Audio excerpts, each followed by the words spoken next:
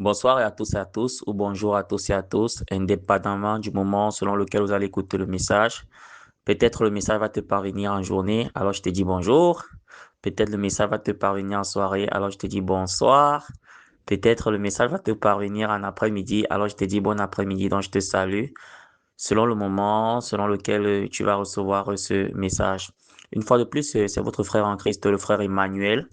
Le dernier parmi vous, le plus petit des serviteurs, le prisonnier du Christ. Mes frères et sœurs en Christ, frères et sœurs dans la foi, nous allons partager autour d'un thème intitulé Deux caractères pour l'élévation. Je reprends ce thème, Deux caractères pour l'élévation. Ce thème s'inscrit dans le cadre de la rubrique Principes bibliques. Mes frères et sœurs, dans la vie, chacun aspire à l'élévation et c'est légitime parce que c'est humain. L'être humain a toujours ce désir-là d'évoluer. C'est une sensation légitime, vous comprenez? Sur le plan philosophique, un grand penseur comme Heidegger, voilà, un grand penseur comme Heidegger avait carrément déclaré que l'homme est un être historique. Quand on dit historique, ça veut dire évolutif. Un peu comme toi, tu as une histoire, tu es né, tu as grandi et tu es appelé à mourir. Donc, de par même notre conception biologique, si je peux parler comme ça, de par notre ontologie, c'est-à-dire notre être, de par notre constitution, nous sommes appelés à évoluer. Donc, chacun aspire à grandir. Il y a donc ce qu'on appelle l'élévation. Maintenant, ça va dépendre des domaines. Il y a ceux qui veulent être élevés sur le plan économique, il y a ceux qui veulent être élevés sur le plan politique, il y a ceux qui veulent être élevés sur le plan social, il y a ceux qui veulent être élevés sur le plan spirituel, dont l'homme aspire à ces réalités-là. Maintenant, nous, en tant que croyants, par rapport à la Bible, le Saint-Esprit qui agit à travers nous veut ce soir t'enseigner sur deux caractères pour l'élévation, c'est-à-dire deux attitudes que tu dois avoir, voilà, je vous en prie, deux attitudes que tu dois avoir, deux attitudes que tu dois manifester pour atteindre l'élévation, peu importe le domaine, peu importe le secteur, peu importe le domaine où tu aspires à cela, il y a deux attitudes à observer. Et une fois de plus, nous allons nous appuyer sur notre livre qu'on appelle la Bible, qui a presque tout. Je suivais encore, je dirais même pas qui a presque tout, qui a tout. Je suivais encore un pasteur qui disait dernièrement qu'il y a un verset pour tout. Et ça m'a vraiment marqué. Il disait, il y a un verset pour tout. Même dans ta vie là, tu dois savoir qu'il y a un verset pour tout. Et la parole de Dieu te dira dans le livre de Josué 1, au verset 8 que médite cette parole jour et nuit afin de connaître le succès. Médite cette parole jour et nuit afin d'agir fidèlement selon tout ce qui est écrit. C'est alors que tu auras le succès dans toutes tes entreprises. C'est alors que tu réussiras. Dans la Bible que vous voyez là, c'est un livre non seulement spirituel, mais c'est également un livre qui peut t'accompagner dans ta vie de chaque jour au niveau du succès. Il y a des réalités économiques dans cette Bible, il y a des réalités spirituelles, il y a même des réalités politiques.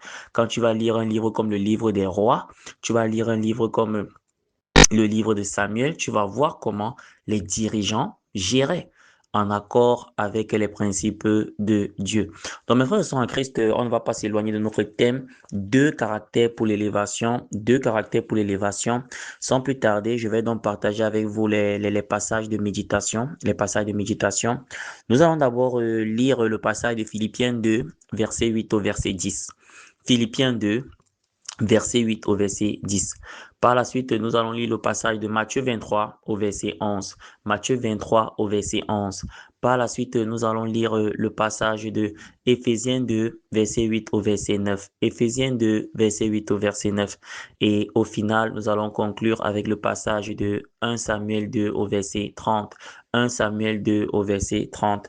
Mon frère, ma sœur, si tu as noté ces versets bibliques, ces passages bibliques-là, nous allons donc commencer notre méditation. Je reprends le thème du jour, deux caractères pour l'élévation. Tu aspires à être élevé, tu veux être élevé dans le domaine spirituel, tu veux être élevé, je ne sais pas, dans le domaine même intellectuel de tes études. Il y a deux caractères en tant que chrétien, en tant que croyant que tu dois appliquer, que tu dois manifester pour être élevé. Mes frères et sœurs en Christ, nous commençons donc avec le passage de Philippiens 2, verset 8 au verset 10. Nous allons découvrir les deux caractères. Nous lisons au nom puissant du Seigneur Jésus-Christ de Nazareth. Philippiens 2, verset 8 au verset 10. Il s'est humilié lui-même. Bon à savoir ici, il est mis pour Jésus-Christ de Nazareth. Voilà.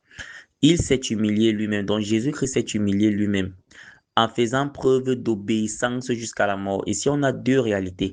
On a l'humilité et on a l'obéissance. Vous comprenez un peu? Pourquoi? Parce que pourquoi est-ce qu'on parle de l'humilité et on renvoie l'humilité ici à l'humiliation de Jésus? Parce que Jésus est Dieu. Ça coûtait quoi à Jésus ce jour-là de bouger un doigt pour bousculer tous ces Romains qui le crucifiaient? Ça coûtait quoi à Jésus ce jour-là d'appeler une myriade d'anges pour venir bastonner tous ces gars qui voulaient le faire souffrir dans sa chair? Non, mais il s'est rendu petit. Donc ici, on peut déjà dégager les deux caractères. Le premier caractère, c'est l'humilité. Le deuxième caractère, c'est l'obéissance à la parole de Dieu. Je reprends deux caractères pour l'élévation. Premier caractère que tu dois manifester, mon frère, ma sœur, c'est l'humilité. Mon frère, tu dois être humble. Et parfois, l'humilité va t'amener à t'humilier. L'humilité, c'est cette capacité-là à regarder les autres comme au-dessus de toi. C'est cette capacité-là à te rabaisser parfois. C'est cette capacité-là à, je sais pas quoi, à mettre ton moi, ton ego, voilà ce qu'on appelle l'ego, c'est-à-dire ton moi de côté pour le bien-être du collectif. Tu comprends un peu? Donc, si tu veux être élevé, tu dois cultiver cela. L'humilité, première chose. Et la deuxième chose, l'obéissance à la parole de Dieu. Mes frères, mes sœurs, nous vivons dans un monde de plus en plus, je sais pas comment je vais qualifier ça. La Bible même dit dans le livre de 1 Jean 5 au verset 19 que le monde entier est sous la puissance du malin. Donc, nous vivons dans un monde de plus en plus déconnecté des réalités divines. Voilà. Et à cause de la déconnexion des réalités divines, beaucoup ont l'impression que Dieu ne bénit plus. Vous comprenez un peu? Et dernièrement, quand je dis dernièrement, ça fait peut-être un an, voilà. Très dernièrement, si j'ai envie de m'exprimer comme ça, j'ai discuté avec une jeune fille et elle me faisait comprendre que elle, pour avoir un bon mari et tout, pour attirer les hommes, elle part dans la brousse se laver et tout. Et je disais, mais pourquoi tu ne peux pas prier tout simplement? Et elle m'avait dit, le Seigneur est lent. Il répond lentement, moi je vais aller vite. Donc nous vivons dans un monde où à cause des réalités terrestres, les gens veulent aller vite, les gens pas se compromettre, les gens adhèrent au siècle, les gens font des choses, je sais pas quoi, abominables pour pouvoir vite réussir. Mais la réalité, c'est que ça nous rattrape toujours à la fin. Vous comprenez un peu? Quel que soit le temps que ça prendra. Parce que ce qui est également vrai, c'est que avec Dieu, ça peut prendre du temps. Ça peut prendre 30 ans, ça peut prendre 40 ans. Mais si tu marches dans l'humilité, si tu obéis à la parole de Dieu, tu seras élevé, quel que soit le temps que ça prendra. Ça, c'est des réalités bibliques. On reprend dans notre passage Philippiens 2, verset 8 au verset 10. Il s'est humilié lui-même en faisant preuve d'obéissance jusqu'à la mort. Jésus s'est humilié lui-même en faisant preuve d'obéissance jusqu'à la mort. Maintenant, il va me dire, frère Emmanuel, où est l'élévation ici? On continue la lecture. Même la mort sur la croix. Verset 9. C'est aussi pourquoi Dieu l'a élevé. Voilà. On dit deux caractères pour l'élévation. Deux caractères pour l'élévation. Pourquoi est-ce que Dieu a élevé Jésus? Un, parce qu'il s'est humilié jusqu'à la mort de la croix. Il s'est humilié d'abord. Deux, parce qu'il s'est rendu obéissant jusqu'à la mort de la croix. Donc le premier caractère, c'est l'humilité. Deuxième caractère, c'est l'obéissance. Maintenant, qu'est-ce qu'on dit dans le verset 9? Quels sont les résultats? Quand tu vis dans l'humilité, quand tu es humble, quand tu vis dans l'obéissance de la parole de Dieu, on atterrit au verset 9.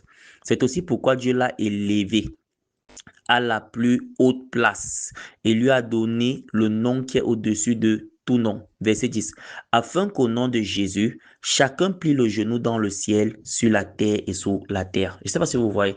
Donc Jésus a reçu l'élévation suprême. On va reprendre ça. Philippiens 2, verset 8 au verset 10. Il s'est humilié lui-même en faisant preuve d'obéissance jusqu'à la mort. Obéissance envers qui? Obéissance envers la parole. Parce que Jésus, quand tu lis les évangiles, tu vois que Jésus était dans une logique d'accomplir les prophéties. Ésaïe avait déjà annoncé beaucoup de choses qui devaient se passer dans la vie de Jésus. Il était dans la logique d'accomplir la parole. Si Dieu lui-même s'est soumis pour accomplir sa parole, toi qui es-tu pour ne pas respecter la parole de Dieu, pour ne pas obéir à la parole de Dieu? Il s'est humilié lui-même en faisant preuve d'obéissance jusqu'à la mort, même la mort sur la croix. C'est aussi pourquoi Dieu l'a élevé et lui a donné le nom qui est au-dessus de tout nom, afin que, au nom de Jésus, voilà, afin qu'au nom de Jésus, chacun plie le genou dans le ciel, sur la terre et sous la terre. Vous voyez qu'il a l'élévation dans le ciel, sur la terre et sous la terre. Chacun est appelé à plier le genou. Pourquoi? Parce que en Jésus-Christ, on a ces deux caractères. On a l'humilité et on a l'obéissance à la parole de Dieu. Donc, mon frère, ma sœur, cultive ces deux choses-là dans ta vie. Cultive l'humilité. Sois humble. Le croyant n'est pas celui qui veut toujours montrer qu'il est le plus fort et tout. Sois humble. Peut-être tu vas m'écouter, tu manifestes déjà les dons spirituels. Tu pries, les gens sont guéris. Tu as déjà le baptême du Saint-Esprit. Tu parles en langue. Je sais pas quoi, tu prophétises. Dieu t'utilise pour parler de sa part. Reste humble. Ne sois pas de ces personnes. On dit, voilà, l'homme de Dieu, le général de Dieu, je sais pas quoi, là, on commence à s'agenouiller devant toi et tout. Tu as 25 gardes du corps. Non. Sois humble, sois humble. Pour te rencontrer, il faut qu'on fasse des audiences et tout. Non. Sois humble. Tu as reçu gratuitement, donne gratuitement. Tu commences à vendre les prières. Non, mon frère. Non, ma sœur. Donc, sois humble. Jésus s'est humilié jusqu'à la mort sur la croix. Il a été obéissant à la parole jusqu'à la mort sur la croix. Conséquence, Dieu l'a élevé à la plus haute place et lui a donné le nom qui est au-dessus de tout nom. Aujourd'hui, le nom de Jésus, c'est le nom le plus puissant. Pourquoi? Parce que Jésus a manifesté deux caractères. Premier caractère, l'humilité. Deuxième caractère, l'obéissance à la parole de Dieu. Deux caractères pour l'élévation, humilité, obéissance à la parole de Dieu, à la lumière de Philippiens 2, verset 8 au verset 10. Maintenant, on peut encore voir cela dans le passage de Matthieu 23 au verset 11.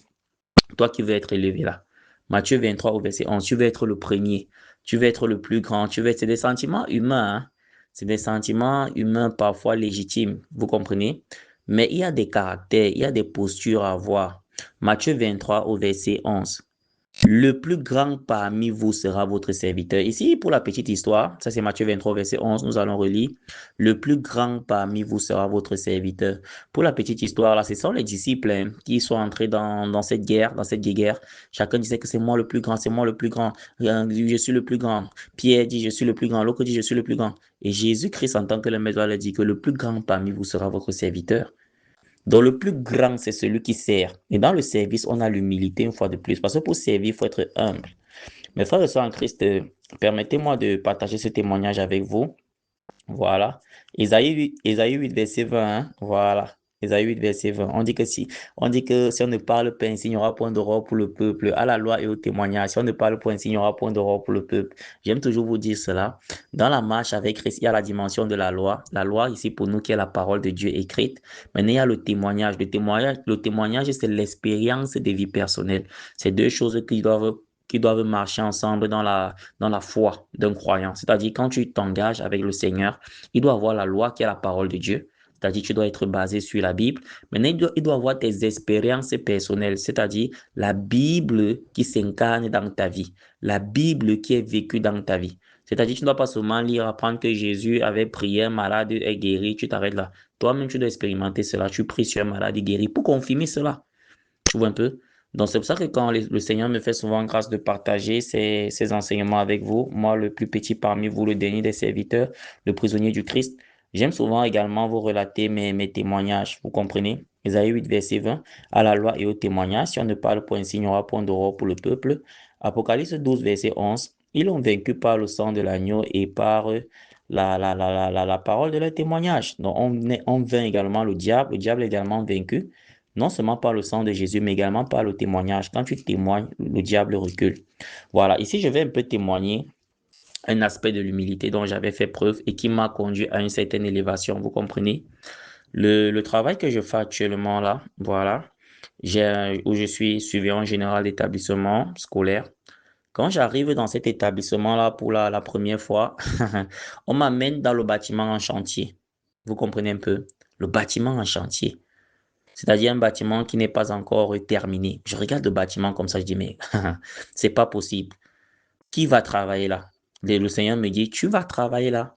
Tu vas travailler là, tu vas servir. Je commence à travailler, il n'y avait pas de bureau, j'avais pas de bureau. Donc j'avais à peine, c'était quoi? J'avais une petite table que j'avais mis là, dans le bâtiment en chantier et une chaise en bois. C'était tout ce que j'avais. Je transportais les documents à main. Vous comprenez un peu?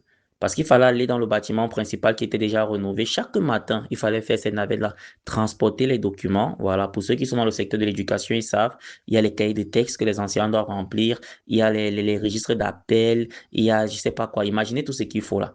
Il y a les règles, il y a tout ça. Tout ça, c'est moi qui devais transporter ça chaque matin. Et avant de partir, je devais ramener. Je faisais cela chaque jour. Et parfois, j'étais debout. Voilà, parce qu'il y avait des moments où j'étais debout, peut-être quelqu'un pouvait venir et dire, bon, assieds-toi d'abord sur ma chaise. Et donc, ils disaient, mais pourquoi? Je sais pas, si tu ne devais pas accepter, c'est tout. Je disais, non, je suis venu pour servir. Et la deuxième année, qui est cette année, on nous a construit de beaux bureaux. Voilà, je peux malheureusement pas partager mes bureaux avec vous. De très beaux bureaux. Et il s'est produit un événement. Quand on va nous construire des bureaux, on va dire que bon, cette fois-ci, on va m'affecter dans les deux bâtiments. On va dire que maintenant, le frère Emmanuel, voilà, là-bas, on m'appelle pas le frère Emmanuel. Voilà, on va dire Monsieur Canet. Voilà, Monsieur Canet. Maintenant, tu vas souvent travailler dans les deux bâtiments parce qu'on a vu comment tu as bien servi dans le bâtiment en chantier. Maintenant, on va faire les permutations. Parfois, ton collègue que tu as trouvé qui était dans le bâtiment fini, parfois il va venir, ainsi de suite, ainsi de suite. Voilà. Et je me suis donc retrouvé dans l'autre bâtiment encore avec un autre bureau encore avec l'ordinateur et tout. Et les gens commençaient à dire que, mais toi, qu'est-ce qui se passe? Tu es béni, pourquoi? Toi, tu es vraiment, tu nous dépasses, nous tous ici. C'est-à-dire les chefs même que j'ai trouvé qui ont commencé à dire que, mais toi, comment toi, tu as deux bureaux? Toi, tu as deux, toi, tu as deux bureaux, le seul qui a deux bureaux. Oh, il y a de cela un an encore, je n'avais même pas le bureau. Je ne sais pas si vous comprenez un peu ce témoignage-là. C'est pour vous ramener à ce passage biblique. Le plus grand parmi vous sera votre serviteur. Mon frère, tu veux être élevé, commence à servir. Le plus grand parmi vous sera votre serviteur. Le plus grand, c'est celui qui sert. Il faut servir les gens. Il faut prendre du temps pour prier. Voilà, je vais maintenant prendre le domaine spirituel. Toi, tu es toujours en train de prier pour toi, pour toi, pour toi, pour toi. Je n'ai rien contre cela. Mais on dit que le plus grand parmi vous sera votre serviteur. Peut-être tu pries depuis pour la percée financière. Tu pries pour être élevé dans le domaine des finances. Peut-être tu pries pour être élevé, je ne sais pas quoi, dans le domaine de ta santé. Tu pries pour être élevé dans le domaine professionnel. Mais la question que je vais te poser, tu as déjà prié pour combien de personnes dans ce domaine? Tu as déjà servi combien de personnes dans le cadre de tes prières? Je reprends ça.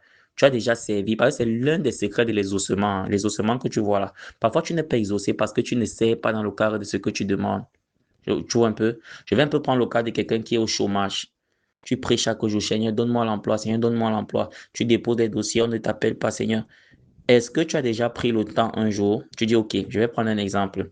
J'ai 36 ans, je n'ai pas de travail, j'ai des diplômes, je n'ai pas de travail. Voilà, je suis diplômé sans emploi. Tu pries pour ça, tu prends des programmes de jeunes pour ça, tu déposes des dossiers pour ça, tu demeures sans emploi 1 an, 2 ans. Mais est-ce que tu as pris la peine un jour également de regrouper, je sais pas quoi, de recenser les jeunes de 36 ans comme toi qui n'ont pas d'emploi, qui sont diplômés exactement comme toi, qui n'ont pas d'emploi et de prendre des moments de jeûne pour eux? C'est une façon de les servir. C'est ça que je comprends un peu. Et pendant que tu es en train de les servir, on dit que le plus grand parmi vous sera votre serviteur. C'est-à-dire le plus grand parmi ces personnes qui chôment là, ça sera toi. Et tu peux recevoir l'élévation, on t'appelle et tu obtiens l'emploi. Donc, c'est des réalités spirituelles, hein. Quand tu veux obtenir certaines choses, commence à servir dans le domaine. C'est des réalités spirituelles. Tu vas trouver cela dans le passage de Job 42, verset 10. On dit que Job fut élevé lorsqu'il eut prié pour ses amis. Tu vois un peu? Donc, l'intercession fait également partie du service. Apprendre à rendre ce service-là, prier pour des gens, intercéder pour des gens, là c'est dans le domaine spirituel. Parfois même te donner physiquement pour des gens, assister des gens, c'est très important. Le service, se mettre au service. Maintenant, quand tu te mets au service, il y a l'élévation derrière ce caractère. Et je vais attirer votre attention sur toutes les personnes. Vous allez voir que la plupart des gens qui sont devenus des rois dans la Bible, c'est des gens qui ont d'abord beaucoup servi. David gardait d'abord les moutons et les troupeaux de son papa, hein. Moïse gardait également les brebis de son beau-père Jéthro. Tous ces gens-là, vous allez voir qu'à un moment donné, c'est des gens qui étaient d'abord au service. Jésus lui-même va dire que je ne suis pas venu pour être servi, mais pour servir. Jésus a lavé les pieds de ses disciples. Homme de Dieu, tu m'écoutes. Est-ce que tu as déjà eu à laver les pieds de tes, je sais pas quoi, de tes disciples dans l'église, les pieds de tes, je sais pas, de tes serviteurs là dans l'église? Ce sont des réalités. Le plus grand parmi vous sera votre serviteur. Moi, j'aime beaucoup pour le moment, hein, parce que je sais que Dieu va m'élever encore plus. Je ne vais pas demeurer là. Le surveillant général, dans le cadre d'un établissement, c'est le serviteur par excellence, hein. Tu es au service des enseignants, tu es au service des élèves, tu es au service des parents. C'est un poste de service le matin, comme ça, tu es au portail déjà pour accueillir les gens. Le service. Le service, ce n'est que du service. Je sais pas, tu vois un peu. Après, il y a des enseignants que tu dois servir. Après, il y a des élèves même que tu dois servir. Parce que tu es l'interface entre les élèves et l'administration. Un élève qui a un problème ne va pas forcément directement aller voir le chef d'établissement. Il vient voir le surveillant général qui doit servir je sais pas quoi, qui doit servir d'interface. Et quand quelqu'un te voit servir comme ça, on peut dire que non, mais ce monsieur, tu n'es pas l'esclave. Non, il faut servir. Ça fait partie, ça va t'apprendre l'humilité, ça va casser en toi quelque chose. Tu vas comprendre beaucoup de choses. Vous allez comprendre même que les entreprises où il y a beaucoup plus d'épanouissement, c'est parfois des chefs qui sont allés du bas vers le haut. Je vais par exemple prendre le cas d'un restaurant, je prends un secteur comme ça là. Vous allez voir que quand le chef lui-même a été restaurateur au plus bas, il a peut-être eu à laver les assiettes, il a peut-être eu à laver les fourchettes, il est plus enclin à comprendre ceux qui le font. Je ne sais pas si vous comprenez un peu. Donc, le plus grand parmi vous, Matthieu 23, verset 11, le plus grand parmi vous sera votre serviteur. Le plus grand parmi vous, parmi même les hommes de Dieu, là, tu veux entrer dans le ministère, sache que pour être plus grand, il faut servir. Et servir appelle quoi? Servir nécessite l'humilité. Tu dois être humble. Tu ne dois pas dire que parce que j'ai le Saint-Esprit, je ne dois plus être assis au pied d'un père. Non. J'ai le Saint-Esprit, voilà, je monte mon ministère sur Facebook, je suis déjà homme de Dieu. OK, mais tu dois toujours être humble. Moi, ce dimanche, je sors de ma communauté, le Rassemblement des ouvriers de Christ, voilà, au pied de l'apôtre Nangwa, pour recevoir des enseignements qui m'édifient. Je ne vais pas dire que parce que je suis le frère Emmanuel, le Seigneur m'utilise, je ne pars plus à l'église, j'ai le Saint-Esprit. Non, il faut être humble. Le plus grand parmi vous sera votre serviteur. Mes frères et sœurs en Christ, on poursuit. 2 caractères pour l'élévation. Humilité, obéissance à la parole de Dieu. On poursuit avec le passage d'Éphésiens 2, verset 8 au verset 10. Éphésiens 2, verset 8 au verset 10. 2 caractères pour l'élévation. Nous lisons au nom puissant du Seigneur Jésus-Christ de Nazareth. En effet, c'est par la grâce que vous êtes sauvés. Ici, on voit l'humilité dans le cadre du salut. Le salut, c'est-à-dire toi qui as reçu Jésus, toi qui es sauvé, toi qui es mis à part, toi qui as été sanctifié, toi qui es un saint. Quand Paul va nous écrire ses épîtres, il va dire à tous les saints, l'assemblée des saints, toi qui fais partie de l'église, Ecclesia. En effet, c'est pas la grâce que vous êtes sauvés. Ce que tu dois savoir, c'est que c'est pas la grâce. Voilà, lisons mes mains, voilà. En effet, c'est pas la grâce que vous êtes sauvés, Éphésiens 2, verset 8, par le moyen de la foi. Donc, tu n'es pas sauvé parce que tu es meilleur. Tu n'es pas sauvé parce que tu as beaucoup jeûné. Tu n'es pas sauvé parce que toi, tu pars à l'église chaque jour. Tu n'es pas sauvé parce que toi, tu es plus saint que les autres. Tu n'es pas sauvé parce que toi, tu pries plus que les autres. Tu n'es pas sauvé parce que tu fais le jeûne de 40 jours. Non. En effet, c'est pas la grâce que vous êtes sauvé, par le moyen de la foi.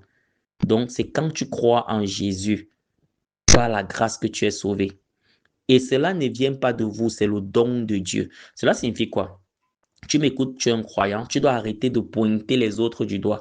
Voilà les homosexuels, voilà les menteurs, voilà. Quand il dit pointer du doigt ici, ce n'est pas pour dire que tu dois arrêter de dénoncer le péché, hein.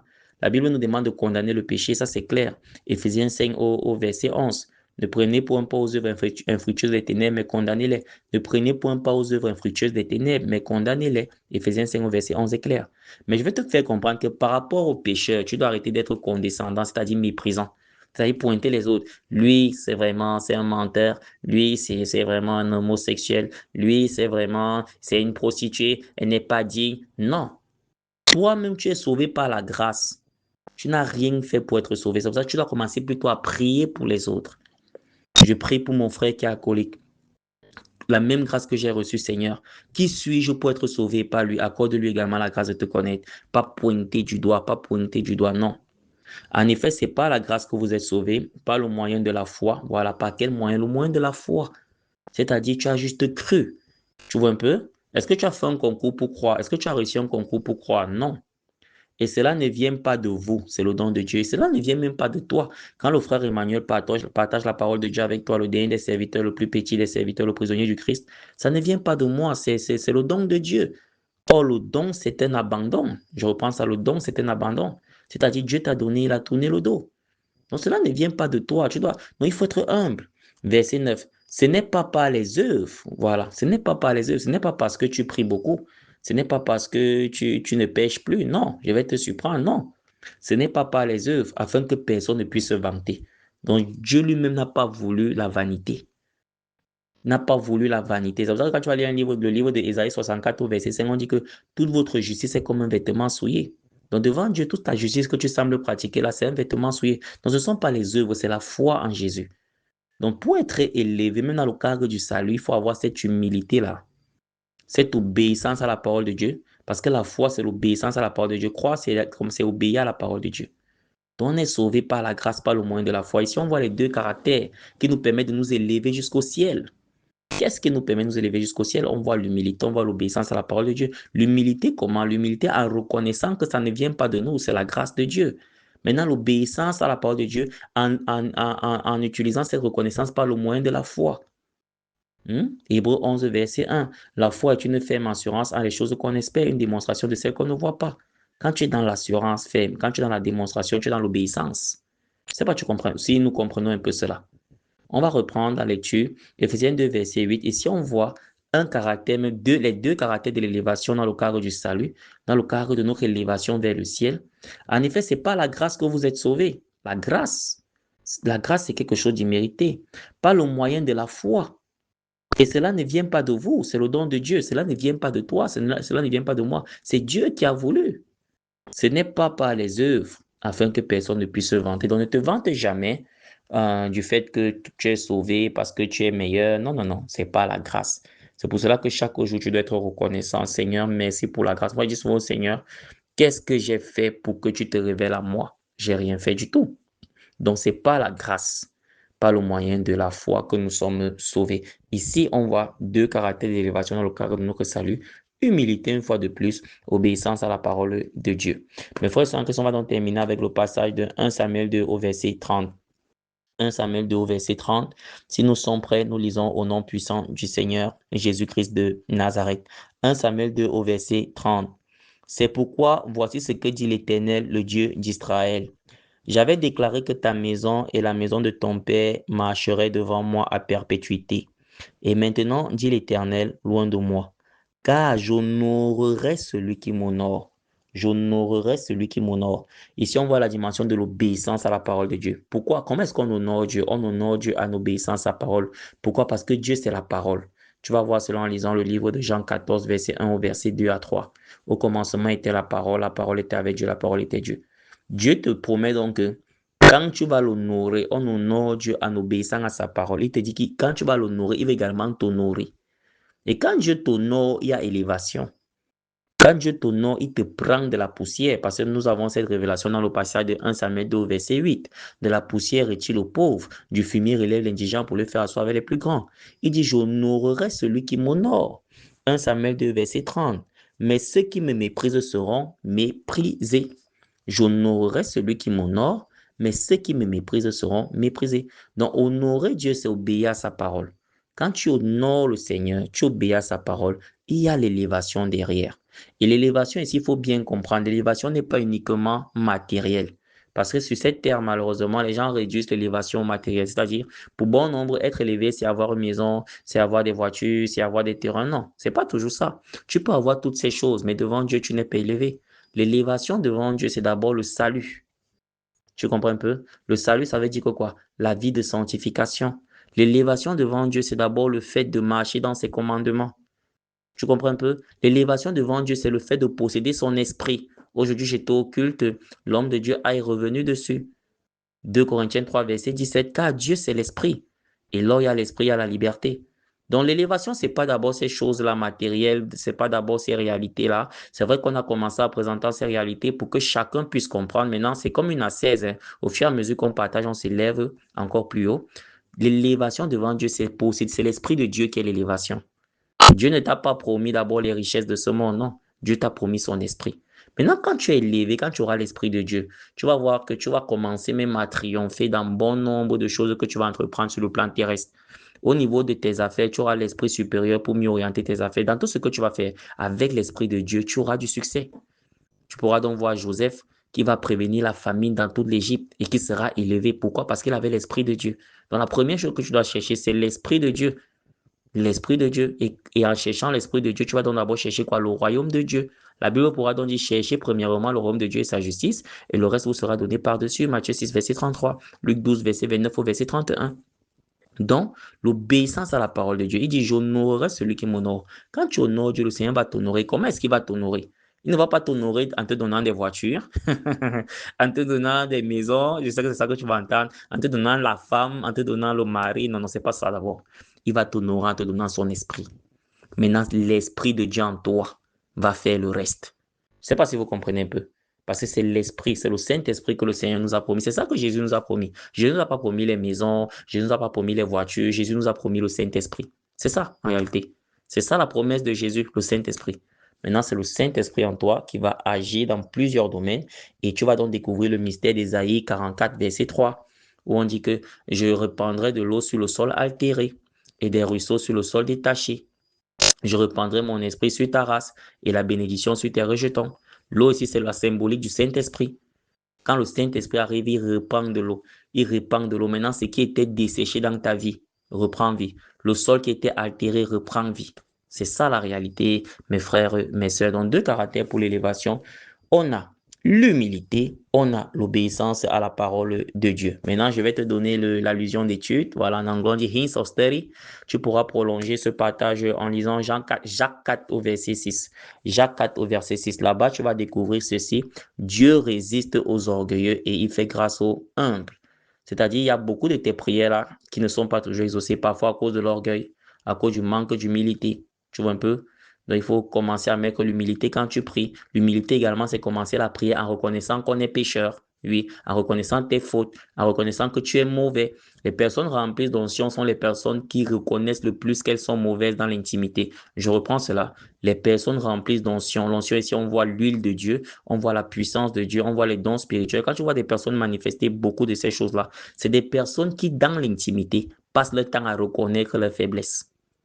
Je le dis par expérience. Moi-même, le frère Emmanuel, quand le Seigneur m'inspire ces choses pour partager avec toi, dans l'humilité, je suis en train de dire, il m'a dit, Seigneur, je suis mauvais, Seigneur, c'est parfois je commence à prier comme ça, Seigneur, je suis pas dit, Seigneur, aie pitié, tu vois un peu. Et quand tu le fais, le Seigneur voit ton cœur et il te dispose. Le Seigneur ne choisit pas les forts, il choisit les faibles. Le frère Emmanuel est très faible, je suis le plus faible parmi vous, l'un des plus faibles. Et la Bible pourra donc dire dans le livre de 1 Corinthiens 1 verset 7 qu'il choisit les choses folles pour confondre les sages. Vous comprenez un peu? Les choses méprisables de cette terre. C'est ça, ce que vous méprisez là, c'est ça que Dieu lui choisit pour élever. Donc, deux caractères de l'élévation, humilité, obéissance à la parole de Dieu. Tu pourras encore prolonger ce partage en allant lire Proverbe 16 au verset 18. Proverbe 16 au verset 18. On dira là-bas que l'arrogance procède quoi? La ruine. Et l'orgueil précède la chute. Pour savoir que quelqu'un va chuter, quelqu'un va tomber. Quand tu vois quelqu'un commencer à manifester l'arrogance, l'orgueil, il va chuter. Donc, pour être élevé, mon frère, tu aspires à ces choses, ma soeur. Pour connaître même l'élévation, j'ai partagé avec toi mon témoignage dans le cadre de mon entreprise scolaire. Peut-être tu es en entreprise et tu stagnes depuis. Tu dis que mais on élève les autres, moi je suis toujours au même niveau. Commence à manifester ces deux caractères, humilité. Respecte ta hiérarchie.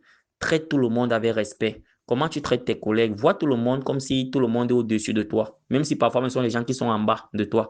Donne-leur la considération. Sois humble. Tu comprends un peu? S'il faut arriver que s'il faut arriver que tu portes les chaises, porte les chaises. Sois humble. Deuxième caractère, obéissance à la parole. En obéissant à la parole de Dieu, tu vas avoir une certaine rectitude que même le monde va apprécier parce qu'aujourd'hui, en entreprise, le monde, même les païens, ont besoin des gens avec la rectitude. Tu peux parfois même ne pas avoir la compétence, mais le chef remarque que non, celui-ci, celle-ci est intègre. On te confie encore des responsabilités et on te forme parce qu'il y a la réalité du training. Il y a la réalité des formations aujourd'hui. On te forme, on peut te rendre compétent, mais est-ce qu'on peut t'inculquer les valeurs morales? C'est souvent le plus difficile. Combien de personnes hyper compétentes ont volé, par exemple? Donc, humilité, sois humble. Humilité, même en couple, hein, c'est des choses que tu peux appliquer. Tu dis que mon mari est toujours en train de me mépriser, ma femme est toujours, sois humble.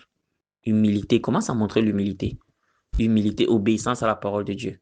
Au lieu de te plaindre, commence à prier pour ce mari soulard. Au lieu de te plaindre, commence à prier pour cette famille respectueuse. Hein? Tu n'es pas toujours obligé de répondre. Tu commences à manifester une certaine humilité. Voilà, je suis le chef, je ne peux pas laver mes habits. De temps en temps, tu prends toi-même tes habits, tu laves. Ça, c'est les couples en Afrique. Tu prends tes habits, tu laves. Ta femme dit que depuis quand le type s'il lave ses habits, ça veut dire qu'il commence à, tu vois, elle-même, elle se sent touchée. Elle-même, elle commence à revoir certains aspects de son caractère. Si tu peux même préparer, si tu as si tu as ces possibilités-là, vas-y, tu prépares, tu cuisines, si tu peux le faire. Donc, c'est un peu ça. Donc, deux caractères pour l'élévation, humilité. On vient de voir dans le livre de Matthieu 23, verset 11, que le plus grand parmi vous sera le serviteur. C'est le serviteur qui est le plus grand, soit celui qui sert tout le monde. Et tu vas venir me redire. Deuxième caractère pour l'élévation, obéissance à la parole de Dieu. Marche dans l'obéissance.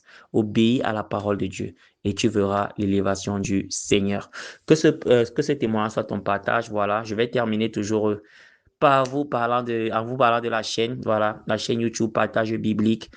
Si tu veux écouter au niveau de la chaîne YouTube Partage Biblique, ne garde pas ça pour toi. C'est un projet qui nous tient à cœur. On va partager par la grâce de Dieu. Si le Seigneur nous fait grâce, plus de 200 enseignements sur la chaîne, tu seras édifié à chaque fois qu'on va partager. Partage la chaîne, partage la chaîne.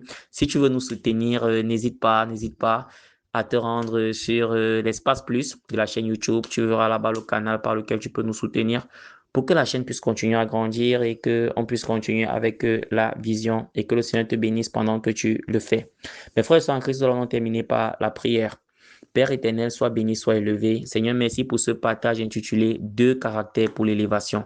Papa, tu connais mon frère là qui veut être élevé dans son entreprise depuis. Tu connais ma sœur là qui veut être élevée dans son entreprise. Tu connais mon frère là qui veut être élevé dans la vie.